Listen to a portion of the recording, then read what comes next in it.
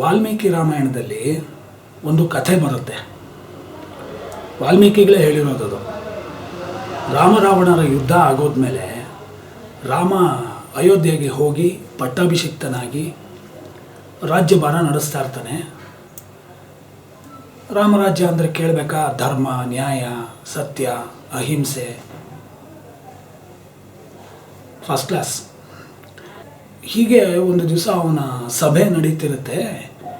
ಅವನ ಸಭೆಗೆ ಒಂದು ನಾಯಿ ಕುಂಟ್ಕೊಂಡು, ಒಂದು ಕುಂಟು ನಾಯಿ ಬರುತ್ತೆ ತನ್ನ ಕಷ್ಟ ಹೇಳ್ಕೊಳ್ಳೋದಕ್ಕೆ ರಾಮನ ಹತ್ರ. ಆಗಿನ ಕಾಲದಲ್ಲಿ ಪ್ರಾಣಿಗಳು ಮನುಷ್ಯರು ಎಲ್ಲ ಸಂವಹನ ಚೆನ್ನಾಗಿತ್ತು. ಗೊತ್ತಲ್ಲ, ರಾಮಾಯಣದಲ್ಲಿ ಅದು ಬರುತ್ತಲ್ಲ, ಕಪಿಗಳು, ಅಳಿಲು, ಆಮೇಲೆ ಹದ್ದು, ಕರಡಿ. ಈ ರೀತಿಯಲ್ಲಿ ಪ್ರಾಣಿಗಳಿಗೂ ಮನುಷ್ಯನಿಗೂ ಒಂದು ಕಮ್ಯುನಿಕೇಷನ್ನು ತುಂಬ ಸುಲಭವಾಗಿತ್ತು, ಚೆನ್ನಾಗಿತ್ತು, ಈಸಿಯಾಗಿತ್ತು. ಸೊ ಆ ನಾಯಿ ರಾಮನ ಹತ್ರ ಬಂದು ನ್ಯಾಯ ಕೇಳೋದಕ್ಕೆ ಅಂತ ಬರುತ್ತೆ. ಏನು ಅಂತ ಕೇಳಿದಾಗ, ನನ್ನ ಕಾಲನ್ನು ಒಬ್ಬ ಸನ್ಯಾಸಿ ಮುರಿದು ಬಿಟ್ಟಿದ್ದಾನೆ, ಕಲ್ಲು ಹೊಡೆದು. ಯಾರವನು? ಇಲ್ಲ, ಇದ್ದಾನೆ ನೋಡು, ನನ್ನ ಪರಿಸ್ಥಿತಿ ಹೀಗಾಗಿದೆ, ನನಗೆ ನ್ಯಾಯ ಕೊಡಬೇಕು. ಸರಿ, ಆ ನಾಯಿಯ ಒಂದು ಹೇಳಿಕೆ ಮೇಲೆ ಆ ಸನ್ಯಾಸಿನ ಕರ್ಕೊಂಡು ಬರ್ತಾರೆ. ಅದೇ ಸರಯೂ ನದಿಯ ದಡದ ಹತ್ರ ಎಲ್ಲೋ ಇರ್ತಾನೆ ಅವನು ಬಂದ ಮೇಲೆ ರಾಮ ಕೇಳ್ತಾನೆ ಅವನನ್ನು, ನಾಯಿಗೆ ನೀನು ಕಲ್ಲು ಹೊಡೆದು ಕಾಲು ಮುರಿದಿ ಅಂತಲ್ಲ, ಯಾಕೆ, ಏನು? ಅವಾಗ ಆ ಸನ್ಯಾಸಿ ಹೇಳ್ತಾನೆ, ನಾನು ಸನ್ಯಾಸಿ, 4-5 ಮನೆಯಲ್ಲಿ ಭಿಕ್ಷೆ ಬೇಡಿ ಊಟ ಮಾಡುವಂಥವನು, ಆಯಿತಾ? ಅವತ್ತು ಒಂದು ದಿವಸ ತುಂಬ ಹಸಿವಾಗಿತ್ತು ನನಗೆ. ಒಂದು 4-5 ಮನೆಗೆ ಹೋಗಿ ಭಿಕ್ಷೆ ಬೇಡಿ ಒಂದು ತಟ್ಟೆ ತುಂಬ ಅನ್ನ ತೊಗೊಂಡು ಬಂದು ಇಟ್ಟು ಸ್ನಾನ ಮಾಡ್ಕೊಂಡು ಬಂದು ಅದನ್ನು ಉಣ್ಣೋಣ ಅಂತಂದರೆ ಈ ನಾಯಿ ಅದನ್ನೆಲ್ಲ ತಿಂದು ಮುಗಿಸ್ಬಿಟ್ಟಿದೆ. ಯಾರಿಗೆ ಸಿಟ್ಟು ಬರಲ್ಲ ಹೇಳು? ಮಧ್ಯಾಹ್ನ ಹಸಿವಾಗಿತ್ತು, ಅವ್ರಿವ್ರ ಮನೆಗೆ ಹೋಗಿ ಕಷ್ಟಪಟ್ಟು ಅನ್ನ ತೊಗೊಂಡು ಬಂದರೆ ಈ ನಾಯಿ ಹಾಕಿ ತಿಂದುಬಿಟ್ರೆ ಸಿಟ್ಟು ಬಂತು. ಅದಕ್ಕೆ ಕಲ್ಲು ತೊಗೊಂಡು ಹೊಡೆದೆ, ಕಾಲು ಮುರಿತು. ಏನು ತಪ್ಪು ಅಂತಾನೆ. ರಾಮ ನಾಯಿನ ಕೇಳ್ತಾನೆ, ಅವನು ಹೇಳ್ತಿದ್ದಾನಲ್ಲಪ್ಪ ಏನು ಅಂತ. ನಾಯಿ ಒಂದು ಧರ್ಮ ಸೂಕ್ಷ್ಮದ ಮಾತು ಹೇಳುತ್ತೆ. ಆಗಿನ ಕಾಲದಲ್ಲಿ ಬರೀ ಮಾತಾಡೋದು ಒಂದೇ ಅಲ್ಲ ಪ್ರಾಣಿಗಳು, ಧರ್ಮ ಸೂಕ್ಷ್ಮಗಳು ತಿಳಿದಂಥ ಎಷ್ಟೋ ಪ್ರಾಣಿಗಳಿತ್ತು. ಅದು ಹೇಳುತ್ತೆ, ಅಲ್ಲಪ್ಪ, ಈಗ ಅನ್ನ ತೊಗೊಂಡು ಬಂದ, ನಾನು ತಿಂದುಬಿಟ್ಟೆ, ಯಾಕೆ ತಿಂದೆ? ತಂದವನವನು ಸನ್ಯಾಸಿ ಅನ್ನಿಸ್ಕೊಂಡವನು ಜ್ಞಾನಿಯಾಗಿರ್ತಾನೆ. ಅನ್ನ ತಂದು ಒಂದು 4 ಹೆಜ್ಜೆ ಹಾಕಿದ್ದಿದ್ರೆ ಅವನು ಮನೆ ಸಿಕ್ಕಿರೋದು, ಮನೆ ಒಳಗೆ ಇಟ್ಬಿಟ್ಟು ಆಮೇಲೆ ಹೋಗಿ ಸ್ನಾನ ಮಾಡಬೇಕು ತಾನೆ. ತಂದುಬಿಟ್ಟು ಬೀದಿನಲ್ಲಿ ಏನಕ್ಕೆ ಇಡಬೇಕು? ಅದಕ್ಕೆ ನಾನು ತಿಂದೆ. ಮನೆಯಲ್ಲಿ ಇಟ್ಟಿರೋ ಅನ್ನ ಮನುಷ್ಯನಿಗೆ, ಮನೆ ಹೊರಗಡೆ ಇಟ್ಟಿರೋ ಅನ್ನ ಪ್ರಾಣಿಗಳಿಗೆ, ಯಾವುದೇ ಆಗಿರ್ಬೋದು, ಕಾಗೆನೋ, ದನನೋ, ನಾಯಿನೋ, ಇಲಿನೋ, ಯಾವುದೋ ಒಂದು ಪ್ರಾಣಿ. ಅವನು ಮನೆ ಆಚೆ ಅನ್ನ ಇಟ್ಟಿದ್ದ, ನಾನು ಅದು ನನಗೆ ಅಂತ ಅಂದ್ಕೊಂಡು ನಾನು ತಿಂದ್ಬಿಟ್ಟೆ, ತಪ್ಪೇನು ಅನ್ನುತ್ತೆ ನಾಯಿ. ರಾಮ ಕರೆಕ್ಟಾಗಿದೆ, ಹೌದಲ್ವ? ಧರ್ಮ ಸೂಕ್ಷ್ಮ ಕರೆಕ್ಟು. ಏನಾಗಿದೆ, ನಾಯಿ ಹೇಳ್ತಿರೋದು ಕರೆಕ್ಟಾಗೇ ಇದೆಯಲ್ಲ, ಧರ್ಮದ ಪ್ರಕಾರ ಅದು ತಿಂದಿರೋದು ತಪ್ಪಲ್ಲ, ಕಲ್ಲು ಹೊಡೆದಿರೋದು ನಿನ್ನ ತಪ್ಪು. ಸನ್ಯಾಸಿ ಅವಾಗ ಅರ್ಥ ಮಾಡ್ಕೋತಾನೆ, ಹೌದು ನಂದೇ ತಪ್ಪು, ನಾನು ಧರ್ಮ ಸೂಕ್ಷ್ಮ ತಿಳಿದೂ ಆ ಮೊಮೆಂಟಲ್ಲಿ ನಾನು ಮರೆತು ಬಿಟ್ಟೆ.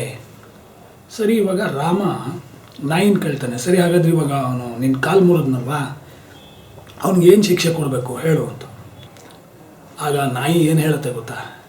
ಈ ಊರಿನಲ್ಲಿ ಮಹಾಲಿಂಗೇಶ್ವರ ದೇವಸ್ಥಾನ ಒಂದಿದೆಯಲ್ಲ, ಆ ಮಹಾಲಿಂಗೇಶ್ವರ ದೇವಸ್ಥಾನದ ಮುಖ್ಯಸ್ಥರು ಇನ್ನು 1-2 ತಿಂಗಳಿಗೆ ರಿಟೈರ್ ಆಗ್ತಾ ಇದ್ದಾರೆ. ಆ ಮುಖ್ಯಸ್ಥರ ಪೊಸಿಷನ್ಗೆ ಈ ಸನ್ಯಾಸಿನ ನೇಮಕ ಮಾಡು, ಇವನು ನೆಕ್ಸ್ಟು ಮಹಾಲಿಂಗೇಶ್ವರ ದೇವಸ್ಥಾನದ ಮುಖ್ಯಸ್ಥನಾಗಲಿ, ಅಷ್ಟೇ ನನ್ನ ಕೋರಿಕೆ ಅಂತ. ರಾಮ ಓಕೆ ಅಂತಾನೆ. ಸಭೆಯಲ್ಲಿರೋರಿಗೆಲ್ಲ ಇರಿಸು ಮುರುಸಾಗುತ್ತೆ. ಲಕ್ಷ್ಮಣನಿಗೆ ಇನ್ನೂ ಜಾಸ್ತಿ ಇರಿಸು ಮುರುಸಾಗುತ್ತೆ. ಇದೇನಿದು, ಆ ನಾಯಿ ಅವನು ಕಲ್ಲು ಹೊಡೆದವನು, ಅವನಿಗೆ ಶಿಕ್ಷೆ ಕೊಡಿಸೋದು ಬಿಟ್ಬಿಟ್ಟು ಮಹಾಲಿಂಗೇಶ್ವರ ದೇವಸ್ಥಾನಕ್ಕೆ ಮುಖ್ಯಸ್ಥನಾಗಿ ಮಾಡು ಅಂತ ಕೇಳ್ತಾ ಇದ್ದಿಲ್ಲ. ಏನು ತಲೆ ಸರಿಗಿದೆಯಾ ಅದಕ್ಕೆ? ಎಲ್ರಿಗೂ ಅದೇ ಚಿಂತೆ ಆಯಿತು, ಲಕ್ಷ್ಮಣನಿಗೂ ಅದೇ ಚಿಂತೆ ಆಯಿತು. ಸರಿ, ಸಭೆ ಮುಗೀತು, ಎಲ್ಲ ಹೊರಟೋದ್ರು. ನಾಯಿನೂ ಹೊರಟೋಯ್ತು, ಸನ್ಯಾಸಿನೂ ಹೊರಟೋದ.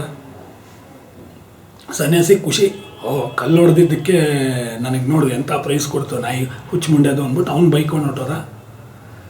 ಸರಿ, ಜನಗಳೆಲ್ಲ ತಲೆ ಕೆರ್ಕೊಳ್ಳೋಕೆ ಶುರು ಮಾಡಿದ್ರು.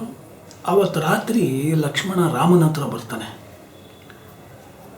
ಬಂದು ಇದೇನಣ್ಣ ಇದು, ಈ ಥರ ನ್ಯಾಯ ಕೊಟ್ಬಿಟ್ಟು ಆ ನಾಯಿ ತಲೆ ಸರಿಗಿಲ್ಲ, ಹುಚ್ಚುಚ್ಚಾಗಿ ಏನೇನೋ ಅನ್ನತ್ತೆ ಅಂತ ನೀನು ಅವನಿಗೆ ಶಿಕ್ಷೆ ಕೊಡೋದು ಬಿಟ್ಟು ಅದು ಮುಖ್ಯಸ್ಥನಾಗಿ ಮಾಡುವಂಥ ತಕ್ಷಣ ನೀನು ಮುಖ್ಯಸ್ಥನಾಗಿ ಮಾಡ್ಬಿಡೋದ, ಇದೆಂಥ ನ್ಯಾಯ ಅಂತ ರಾಮನ್ ಕೇಳ್ತಾನೆ. ರಾಮ ಏನೂ ಮಾತಾಡಲ್ಲ. ನಿನಗೆ ಡೌಟ್ ಇದೆ ತಾನೇ, ಹೋಗ ನಾಯಿನೇ ಕೇಳು ಅಂತ. ಸರಿ, ಲಕ್ಷ್ಮಣ ಕುತೂಹಲ ತಡೀಲಾರ್ದೆ ಆ ನಾಯಿನ ಹುಡ್ಕೊಂಡು ಹೋಗ್ತಾನೆ. ಅದು ಎಲ್ಲೋ ಅಯೋಧ್ಯೆ ಹೊರಗಡೆ ಎಲ್ಲೋ ಅಂದರೆ ಎಂಟ್ರೆನ್ಸ್ ಹತ್ರನೋ ಯಾವುದೋ ಒಂದು ಮರದ ಕೆಳಗೆ ಕುಯ್ಯೋ ಮರ ಅಂದ್ಕೊಂಡು ಕೂತಿತ್ತು. ಹೋಗಿ ಲಕ್ಷ್ಮಣ ಕೇಳ್ತಾನೆ, ಇದೇನೇ ಇದು, ಈ ಥರ ನೀನು ನ್ಯಾಯ ಕೊಟ್ಬಿಟ್ಟಿಯಲ್ಲ, ನಿನಗೆ ಅವನು ಕಾಲು ಮುರಿದಿದ್ದಾನೆ, ನೀನು ಅವನಿಗೆ ಶಿಕ್ಷೆ ಕೊಡಿಸೋದು ಬಿಟ್ಬಿಟ್ಟು ಮುಖ್ಯಸ್ಥನಾಗಿ ಮಾಡಿದ್ರಿ ಏನು, ಇದೆಂಥ ನ್ಯಾಯ ಅಂತ. ಅವಾಗ ನಾಯಿ ಇನ್ನೊಂದು ಧರ್ಮ ಸೂಕ್ಷ್ಮದ ಮಾತು ಹೇಳುತ್ತೆ. ನಾ ಯಾಕೆ ಹಾಗೆ ಮಾಡಿದೆ ಅಂತಂದರೆ, ಹೋದ ಜನ್ಮದಲ್ಲಿ ಅದೇ ಮಹಾಲಿಂಗೇಶ್ವರ ದೇವಸ್ಥಾನಕ್ಕೆ ನಾನು ಮುಖ್ಯಸ್ಥನಾಗಿದ್ದೆ, ಆಯಿತಾ. ಹೀಗೆ ಒಂದು ದಿವಸ ನಮ್ಮ ದೇವಸ್ಥಾನಕ್ಕೆ ತುಂಬ ಜನ ಭಕ್ತಾದಿಗಳು ಬಂದಿದ್ದರು. ಒಂದು 8-10 ಪ್ರೋಗ್ರಾಮ್ ಇತ್ತು, ಪೂಜೆಗಳು ಏನೇನೋ ಇರುತ್ತಲ್ಲ ದೇವಸ್ಥಾನದ ಕಾರ್ಯಕ್ರಮಗಳು ಅದಿತ್ತು. ನಾನು ಬ್ಯುಸಿಯಾಗಿದ್ದೆ. ನಮ್ಮ ಮನೆಯಲ್ಲಿ ಅತಿಥಿಗಳು ಬಂದಿದ್ದರು, ಅದು ನನಗೆ ಗೊತ್ತಿಲ್ಲ. ನನ್ನ ಹೆಂಡತಿಯ ಅತಿಥಿಗಳಿಗೆ ಊಟ ಪ್ರಿಪೇರ್ ಮಾಡಬೇಕಲ್ಲ, ಭೋಜನ ಪ್ರಿಪೇರ್ ಮಾಡಬೇಕಲ್ಲ, ಅದು ಪ್ರಿಪೇರ್ ಮಾಡುವಾಗ ಮನೆಯಲ್ಲಿ ಎಣ್ಣೆ ಮುಗಿದೋಗಿತ್ತಂತೆ. ಅವಳು ಏನು ಮಾಡೋದು, ಎಣ್ಣೆ ಬೇಕಲ್ಲ ಈಗ, ಅದಕ್ಕೆ ಚಿಕ್ಕ ಮಗನ ಹೋಗೋ ಅಪ್ಪನ ಕೇಳು, ಯಾಕೆಂದ್ರೆ ಆಗೆಲ್ಲ ಫೋನ್ ಹೋಗಿನೂ ಇರಲಿಲ್ವಲ್ಲ, ಅಪ್ಪನ ಹೋಗಿ ಕೇಳು, ಈ ಥರ ಒಂದು ಸ್ವಲ್ಪ ಎಣ್ಣೆ ತೊಗೊಂಡು ಬರೋದಕ್ಕೆ ಕೇಳು, ಎಷ್ಟೇ ಇದ್ರು ಮಧ್ಯಾಹ್ನದ ಊಟದ ಟೈಮ್ ಆಯ್ತಲ್ಲ, ಬರ್ತಾರ ಕೇಳಿ ನೋಡು ಅಂತ. ಅವ್ರಿಗೆ ಓಡ್ ಬಂದ, ಅಪ್ಪ ಹಿಂಗೆ ಮನೆಯಲ್ಲಿ ಎಣ್ಣೆ ಮುಗಿದೋಗಿದೆಯಂತೆ, ಅಡುಗೆಗೆ ಬೇಕಂತೆ, ಗೆಸ್ಟ್ಗಳು ಬಂದಿದ್ದಾರೆ ಅಂತಂದ. ಸರಿ, ಇಲ್ಲಿ ನಾನು ಕಸ್ಟಮರ್ಸನ್ನು ಬಿಟ್ಕೊಳ್ಳೋಕ್ಕಾಗಲ್ಲ, ಇಲ್ಲಿ ಪೂಜೆಗಳ ಮೇಲೆ ಪೂಜೆಗಳು ನಡೀತಾ ಇದೆ, ಇಲ್ಲಿ ಕಸ್ಟಮರ್ಸ್ ಇದ್ದಾರೆ ಅಂದರೆ ಭಕ್ತಾದಿಗಳಿದ್ದಾರೆ. ಸೊ ನಾನು ಇವ್ರನ್ನ ಬಿಟ್ಟು ಹೋಗೋದಕ್ಕಾಗಲ್ಲ. ಅದಕ್ಕೆ ನಾನೇನು ಮಾಡಿದೆ, ದೇವರಿಗೆ ಅಂತ ಉಪಯೋಗಿಸ್ತಾರಲ್ಲ ಎಣ್ಣೆ, ಅದನ್ನು ಒಂದು ಡಬ್ಬಿಲಿ ಹಾಕ್ಬಿಟ್ಟು ತೊಗೊಂಡೋಗಿ ಈಗ ಸದ್ಯಕ್ಕೆ ಇದನ್ನೇ ಉಪಯೋಗಿಸು ಅಂತ ಹೇಳು, ನಾನು ಆಮೇಲೆ ಮನೆಗೆ ಬರ್ತಾ ತೊಗೊಂಡು ಬರ್ತೀನಿ, ಈಗ ಸದ್ಯಕ್ಕೆ ಇದನ್ನು ಉಪಯೋಗಿಸ್ಕೋ ಅಂತ ಹೇಳಿ ನಾನು ಅದನ್ನು ನನ್ನ ಮಗನ ಕೈಲಿ ಕೊಟ್ಟು ಕಳಿಸ್ದೆ. ಆ ತಪ್ಪು ನಾನು ಮಾಡಿದ್ದಕ್ಕೆ ಇವತ್ತಿನ ದಿವಸ ನನಗೆ ನಾಯಿ ಜನ್ಮ ಬಂದಿದೆ. ಅಂದರೆ ಏನರ್ಥ ಇದು ಅಂತಂದರೆ, ದೇವರಿಗೆ ಅಂತ ನಾವು ಏನು ಮೀಸಲಾಗಿಟ್ಟಿರ್ತೀವೋ ಪದಾರ್ಥಗಳನ್ನ, ಅದು ದೇವರಿಗೆ ಉಪಯೋಗಿಸ್ಬೇಕು, ನಮ್ಮ ಪರ್ಸನಲ್ ಯೂಸೇಜಿಗೆ ಉಪಯೋಗಿಸ್ಬಾರ್ದು. ದೇವರಿಗೆ ಅಂತ ಒಂದು ಸಲ ತಂದುಬಿಟ್ಟ ಮೇಲೆ ದೇವರಿಗೆ ಉಪಯೋಗಿಸ್ಬೇಕು. ಅದನ್ನು ನಾವು ಸ್ವಾರ್ಥಕ್ಕೆ ಉಪಯೋಗಿಸ್ಕೊಂಡ್ರೆ ದೇವ್ರದ್ದು ಸಾಮಾನುಗಳನ್ನ ನಮಗೆ ಬರಬಾರ್ದು, ಕೆಟ್ಟ ಜನ್ಮಗಳು ಬರುತ್ತೆ ಅನ್ನೋದು ಧರ್ಮ ಸೂಕ್ಷ್ಮ ಹೇಳುತ್ತೆ. ವಿಷಂನ ವಿಷಮಿತ್ಯಾಹು ದೇವಸ್ವಂ ವಿಷಮುಚ್ಯತೆ. ಅಂದರೆ ವಿಷವನ್ನು ವಿಷ ಅಂತ ಕರೆಯೋದಲ್ಲ, ದೇವರ ಸ್ವತ್ತನ್ನು ವಿಷ ಅಂತ ಕರೀತಾರೆ ಅಂತ. ಸೊ ನಾವು ದೇವರಿಗೆ ಅಂತ ನಾವು ಏನು ಪೂಜೆಗೆ ಮೀಸಲಾಗಿಟ್ಟಿರ್ತೀವಲ್ಲ ಪದಾರ್ಥಗಳು, ಅದನ್ನು ನಾವು ಸ್ವಾರ್ಥಕ್ಕೆ ಉಪಯೋಗಿಸ್ಕೋಬಾರ್ದು ಅನ್ನೋದು ಇದರಲ್ಲಿ ತೋರಿಸುವಂಥ ಒಂದು ಅಂಶ. ಆಗ ಲಕ್ಷ್ಮಣನಿಗೆ ಅರ್ಥ ಆಗುತ್ತಂತೆ, ಓ ಸರಿ. ಆಮೇಲೆ ಆ ನಾಯಿ ಹೇಳುತ್ತಂತೆ, ಈಗ ನಾನು ಅವನಿಗೆ ಯಾಕೆ ಆ ದೇವಸ್ಥಾನದ ಮುಖ್ಯಸ್ಥನಾಗಿ ಮಾಡು ಅಂತ ಹೇಳಿದೆ ಅಂದರೆ, ಅವನು ನಾಳೆ ಅದನ್ನೇ ತಪ್ಪು ಮಾಡ್ತಾನೆ. ಏಕೆಂದರೆ ಮನುಷ್ಯನ ಮನಸ್ಸು ಶತಮರ್ಕಟ. ಅವನು ಎಷ್ಟೇ ಜ್ಞಾನಿಯಾಗಿರಲಿ ಎಲ್ಲೋ ಒಂದು ಕಡೆ ಒಂದು ತಪ್ಪು ಮಾಡೇ ಮಾಡ್ತಾನೆ. ಸೊ ನನಗೂ ಕಾನ್ಫಿಡೆನ್ಸ್ ಇದೆ, ಅವನು ಅಲ್ಲಿ ಮುಖ್ಯಸ್ಥನಾಗ್ತಾನಲ್ಲ, ಅವನು ಏನಾದ್ರು ಒಂದು ತಪ್ಪು ಮಾಡೇ ಮಾಡ್ತಾನೆ. ಮುಂದಿನ ಜನ್ಮದಲ್ಲಿ ಅವನು ನಾಯಿ ಆಗ್ತಾನೆ, ನಾ ಮುಂದಿನ ಜನ್ಮದಲ್ಲಿ ಮನುಷ್ಯನಾಗ್ತೀನಿ, ನಾನು ಅವನು ಕಲ್ಲು ತೊಗೊಂಡು ಹೊಡಿತೀನಿ, ಅಲ್ಲಿಗೆ ಜಿದ್ದು ತೀರ್ತಲ್ಲ ಅಂತ ಈ ರೀತಿಯಲ್ಲಿ ಮಾರ್ಮಿಕವಾಗಿ ಆ ನಾಯಿ ಮಾತಾಡುತ್ತೆ.